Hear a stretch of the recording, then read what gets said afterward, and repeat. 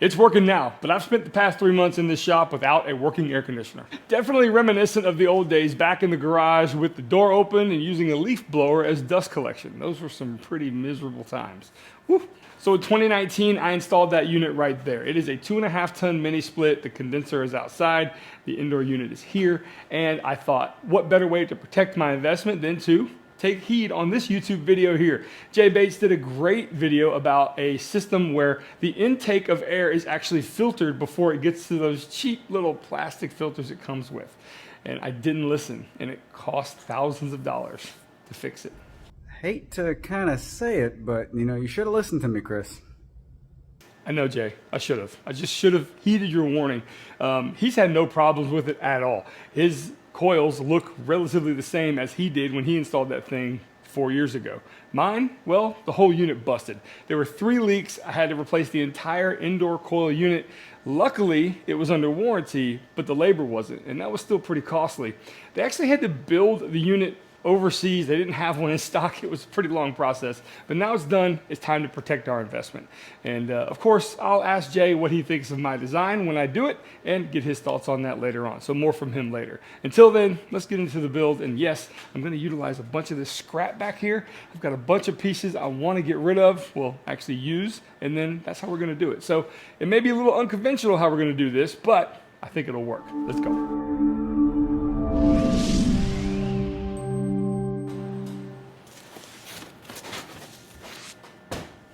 Don't hit the tripod.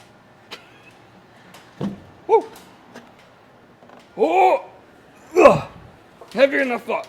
Ugh. Ah. Whew. So at some point, I thought having that shelf up there was actually going to mitigate some dust getting into the unit, and I was sadly mistaken. You guys are probably wondering about the cost of this, and I will get to that just in a second. But first, I'm going to explain to you why I'm making this out of shorter pieces of plywood. 1, it's available to me because I cut these down, and 2, don't hit your thumb like this. But 2, the reason is I was going to use these 3/8 of an inch thick, yes, I said 3/8 of an inch thick pieces of plywood, less than 1/2 of an inch, to use on the CNC for something, and it just never really worked out. So I've had these kind of obscure thickness pieces over there, and this seems to be a good application for it. So what you're seeing me do is break these pieces down into the pieces needed for the boxes I'm going to make. Essentially, the boxes are really predicated on what type of filters I'm using, and I'm using 16 by 20 inch filters. So it should be noted at this point, the interior coils have been replaced, and yes, we're making this thing to prevent this from happening again. And I am about to cut a few things on the CNC, which are going to make my job just a little bit easier. But you can easily do this with a drill and a jigsaw. However, I don't have any footage of the preparations I did to fix the dirt and the scum and all the crap that was built up in there. I found some pictures online that were very closely resembling what this thing looked like. I'm pretty embarrassed to say. So just take a look. Oh, first off, what I'm doing here is cutting massive holes in some of these to allow airflow between all 4 boxes once they're installed. So here's what the filters typically look like after a couple months of not cleaning them. Then you got the fan over the last 3 years of getting gunked up with sawdust. Oh my goodness. And then I did take the fan outside to clean it off just like this. And now everything inside there, even the scummed up drip pan, the condensate pan, is looking really nice. So the lack of footage or pictures of the nasty fan and drip tray and all of that is because I didn't know I was going to be filming this Jay Bates inspired filter box. And now that I am, I don't have any footage of what I did to clean it all up. So hope you understand. But moving on, we're going to go ahead and cut some 1/4 inch material down. And these pieces here are going to be lined up just so to be the backs of all 4 of these boxes. Now, sometimes the best measurements are taken from not measuring at all, but just by taking things you're using in the project like you see here, and then setting up your cutting pieces just like so. These are little spacer blocks that are going to be used to install basically the back supports that are going to keep the filter in place. And here you see me cutting very thin material down. We'll use that just in a bit. But first, we're going to start installing these boxes. Nothing fancy here, just simple glue and brads, all you're going to need. So now I might as well just tell you the cost breakdown. The labor to fix the unit was $1,300, but the part was $1,900. But the part was under warranty, so it did save me some money there. I just want to let you guys know what you could expect if you don't have this under warranty. It could be a pretty penny. So this is going to be a series of 2 boxes repeated twice. This is a left or a right side with only one big opening for allowing airflow in. And there's going to be a series of 2 middle boxes that are going to have openings on both sides and an opening in the bottom to allow air to get completely to the mini split, no problem. After these backs are installed, you're going to see here, I'm just going to make sure to switch out these brad nails because eventually I'm going to move to, well, I'm only going to be putting in 3/8 material into 3/8 material. So I've got some brad nails that are about 5/8 of an inch. And these are the perfect size for this application. Now what I'm going to do here is I'm going to show you how the filters are going to stay in place. These are small strips, and there's the measurement reference guide I used when I put the filter on the saw blade. You put those little measurement guides in there, and then you just tack these little pieces in place with some glue. And this is going to give you the surface that your filter is going to rest upon, making sure it doesn't completely go inside the box.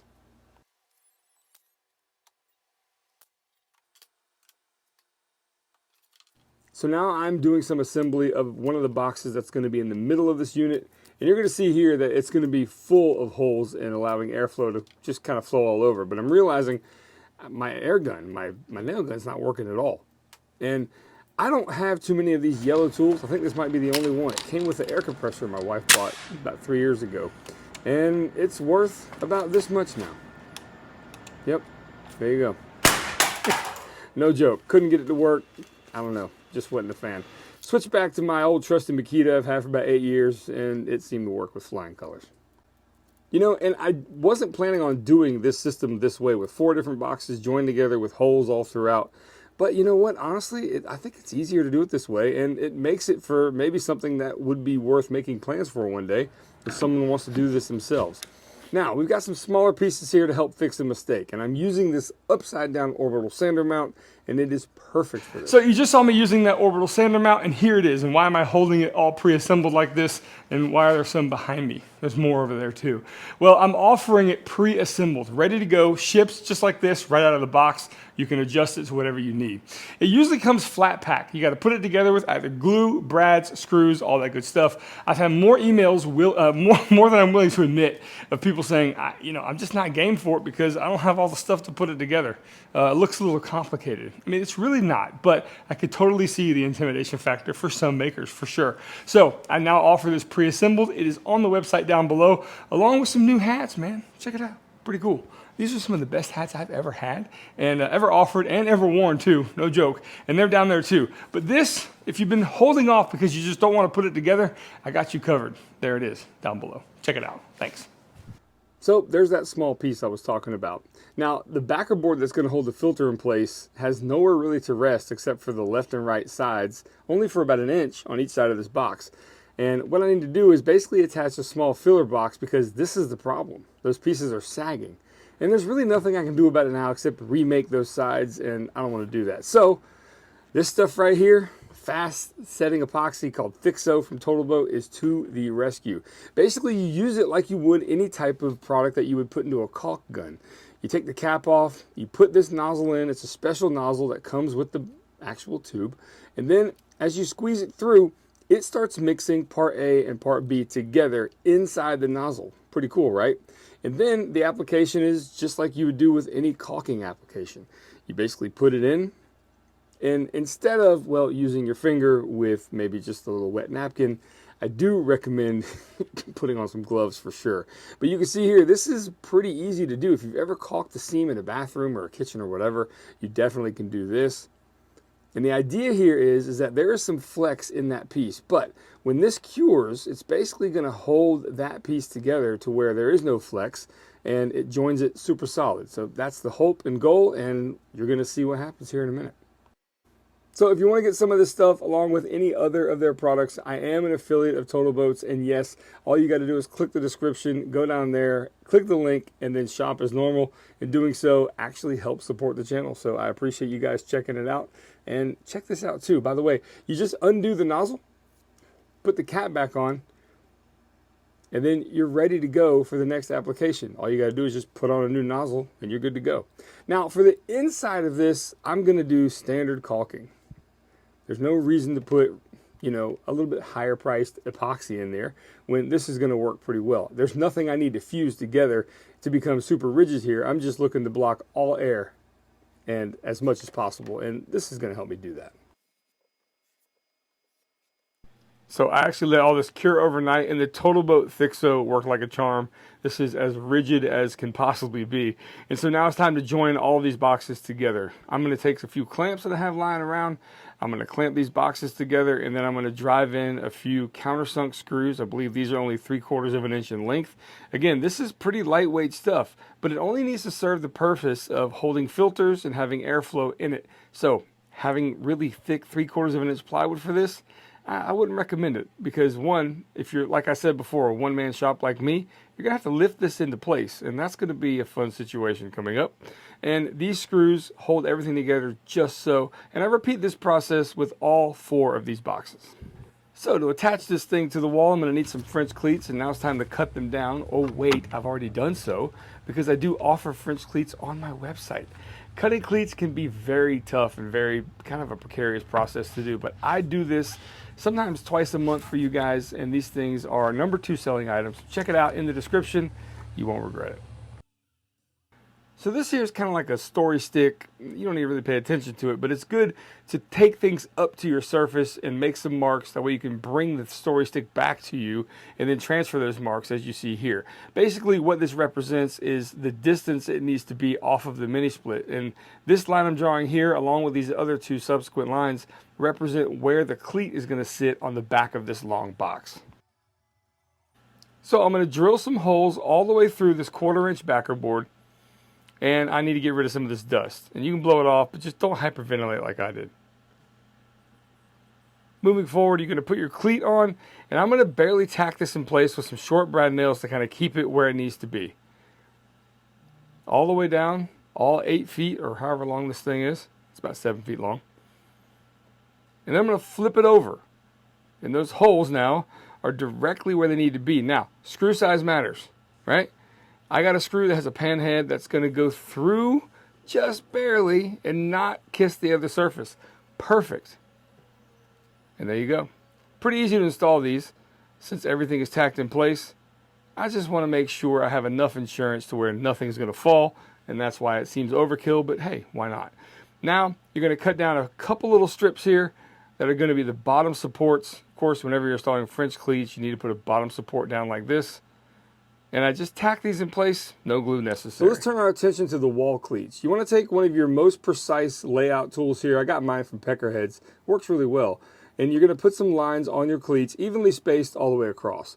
I've come up with this jig that really helps in terms of putting the screw spacing down. Basically, I like my screws to be up and down from each other, you know, top to bottom on the cleat. And about 1.5 inches to 1.25 inches away from each other works really well. This little baby story stick is awesome, and it makes quick work of these layout marks. Then you're going to take a countersink. I get a lot of questions about these when I use them in the videos. Basically, just go to Harbor Freight, go into your drill bit section. These countersinks are in a 3-pack, and there you go. So this is absolutely my favorite way to attach cleats to a wall. Those countersinks you just made, those little divots there, in between each one, you're going to stick a brad nail. Put one in on one side and then level it up, and then just work your way all the way down. Get off the ladder, climb back up the ladder, and say, what's up? How y'all doing? Now, same process as before. You're going to line it up on one side, tack it in place. Again, you want to level it, and then tack it in between each of those holes you just did that countersink bit with. And then you come back with some screws. Pretty simple. Now, this is going into a solid surface, so these screws only need to be about 1.75 inches. But if you're going into studs, I like 3-inch screws for that for sure. Now, this is the box that's going to be underneath the massive box you've been seeing me make. And this is what's going to be kind of joining the airflow from the mini split to the big filter box. And you might think I didn't line this up right, but actually I need this to flex a little bit. The front of this box is going to be a little bit shorter than the back because the mini split tapers just a little bit. And that is what's going to happen. Let me show you. Basically put this box up there. Okay, this is the 4 filter box that we just made with the 2 big holes right over the mini split. You can see where all these holes now line up and all the airflow that's going to happen in between there. Now this is what I was telling you about. The back slides in and the front needs to be a little bit tapered in because that's how the mini split is. And if I've done a good job, I should be overly excited. I was a bit nervous about that, but it all worked out. So here are the crappy little filters you're supposed to put in front of your coils that comes with the unit default. Yes, I'm going to still keep those in there, but I'm going to show you exactly how clean everything is right now. It's looking really great, except for a little bit of plastic I forgot to wipe down. But the coils are brand new. The fins are brand new. The filters have been perfectly cleaned, right? Everything looks good. Now, I'll give you an update on this later on, for sure. But the tip I got from Jay when you want to seal this whole thing is with electrical tape. I actually found some, what is it, 1.5 inch thick electrical tape at Home Depot. And this stuff is great. Now, if you don't stretch it, it won't want to spring back on itself, and it works really well. As you can see here, we've got the whole thing kind of taped up and ready to go. And as these filters get a nice snug fit, this unit is pretty much done. There you have it. That's it. Final product. Now, I'm going to tell you something about this whole thing. Jay got some haters on his video saying you're going to restrict the airflow and you're going to ruin your system. Well, I didn't do this over the past 3 years, and I ruined my system. And Jay has posted an update on his, and his system is in perfect working order. So, I think in his video on Jay Bates 2 said, like, nah, nah, nah, nah, nah, or something like that. Anyway, this looks like it works really well. In fact, I think the design, well, I think I did a pretty darn good job.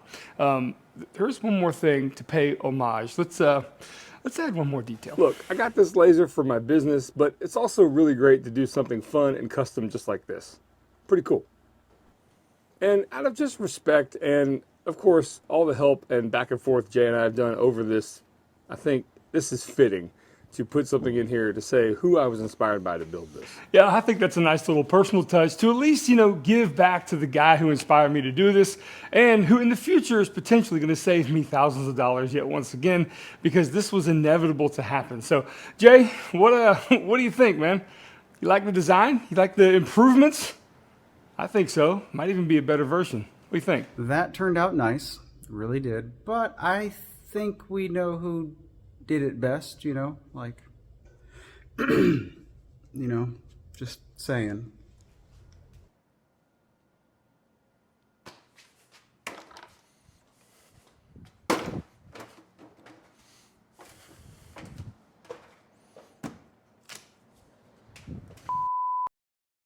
And you know what? If it came pre-assembled, I'd be game. But because it doesn't, I'm out. So now, no case. No case? Who says no case? No case. What does that even mean? Like, I want to take this to court, but you have no case. Say, Chris, I don't have, So you just saw me use this upside down sander mount, and the reason I'm holding it in my hand like this pre-assembled is because I'm offering them this way now.